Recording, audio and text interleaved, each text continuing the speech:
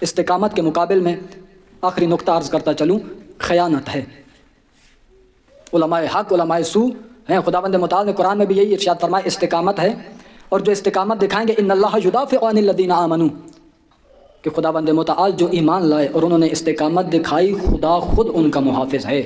ٹھیک ہے، ان کا تو خدا محافظ ہو گیا، جو خیانت کار ہیں ان کا کیا؟ اسی آیت کے اندر خداوند متعال پھر ارشاد فرماتا ہے ان اللہ لا يحب كل خوان کفور، ان خیانت کاروں کو یہ بتا دو جن کو اس دنیا میں بھیجا تھا کہ اس قانون کے مطابق زندگی بسر کرنی ہے، لیکن انہوں نے اس قانون کے مطابق زندگی بسر نہیں کی، ان کو بتا دو کہ آپ کا خداوند متعال سے کوئی تعلق نہیں ہے، تم خیانت کاروں نے، تم نے اس دین کی محافظت کی بجائے اس کے ساتھ خیانت کی ہے، اس دین کو فائدہ پہنچانے کی بجائے اس دین سے فائدہ اٹھانا شروع کر دیا ہے۔ خیانت کار عزت کی زندگی کی بجائے ذلت کی زندگی کو ترجیح دیتا ہے، خیانت کار حق کی بجائے باطل کو ترجیح دے رہا ہوتا ہے، خیانت کار نفس مطمئنہ کا امر سننے کی بجائے آ کر نفس امارہ کی باتوں کو سننا شروع کرتا ہے، خیانت کار دنیا کو اپنی آخرت پر ترجیح دیتا ہے۔ تو خداوند متعال نے اس کو کہا کہ تمہارا مجھ سے کوئی تعلق نہیں ہے اور میں تجھے عذاب آخرت میں مبتلا کروں گا، تجھے دنیا میں بھی عذاب ہوگا، تجھے آخرت میں بھی عذاب ہوگا۔